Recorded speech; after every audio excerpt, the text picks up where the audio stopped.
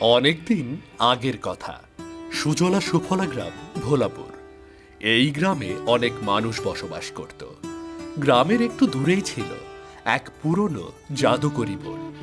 গ্রামের মানুষ বলতো সেখানে গেলে নাকি অনেক ধন সম্পদ পাওয়া যায়, আর সেখানে একটি জাদুকরি ফুল রয়েছে যা দিয়ে মানুষের যে কোনো রোগ খুব তাড়াতাড়ি ভালো করা যায়। এটা ভেবে কেউ লোভে পড়ে, কেউ বা বিপদে পড়ে সেই বনে গেছে, কিন্তু সেখান থেকে কেউ আর কখনো ফিরে আসেনি। কারণ সেখানে দিনের বেলা গাছ মানুষ ধরে খায়, আর রাতের বেলা পথ ভোলানো নদী মানুষকে ওই জঙ্গলের মাঝে পথ ভুলিয়ে সকাল হওয়া পর্যন্ত রেখে দেয়। আর সকাল হলেই জঙ্গলের গাছ মানুষদের খেয়ে ফেলে। এছাড়াও ওই জঙ্গলে অনেক জাদুকরী প্রাণী রয়েছে। একদিন এক লোভী ও এক নিরুপায় কৃষক রাতের বেলা জঙ্গলে প্রবেশ করে।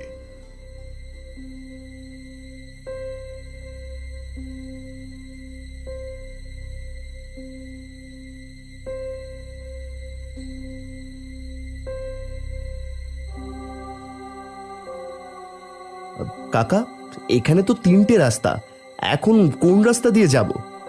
হ্যাঁ, সেটাই তো ভাবছি, এখন কোন রাস্তা দিয়ে যাওয়া যায়। চলো পশ্চিমের রাস্তা দিয়েই যাই। না না, পশ্চিমের রাস্তা দিয়ে যাওয়া যাবে না, বরং পূর্বের রাস্তা দিয়ে গেলে মনে হয় ভালো হবে। কিন্তু আমার মনে হচ্ছে পশ্চিমের রাস্তা দিয়ে গেলেই ভালো হবে। তোর কাছে পশ্চিমের রাস্তা সঠিক মনে হচ্ছে, আমার কাছে পূর্বের রাস্তা সঠিক মনে হচ্ছে। আর তার চেয়ে চল আমরা মাঝের রাস্তা দিয়ে যাই। ঠিক আছে, চলো মাঝের রাস্তা দিয়ে যাই। দাঁড়াও, তোমরা কেউ মাঝের রাস্তা দিয়ে যেও না। কে কে কে কথা বললো? এই কে কে কে কথা বলছো? কে? তোমরা ভয় পেও না, আমি পথ দেখানো নদী। তুমি পথ দেখানো নদী নাকি পথ ভোলানো নদী? আমি পথ দেখানো নদী। পথ ভোলানো নদী জঙ্গলের অনেক ভিতরে। বেশ, তাহলে বলো আমরা কোন পথে যাব। ঠিক আছে, বলছি। তার আগে বলো তোমাদের কার কি প্রয়োজন? আমার ধনরত্ন চাই, অনেক ধনরত্ন, অনেক ধন সম্পদ।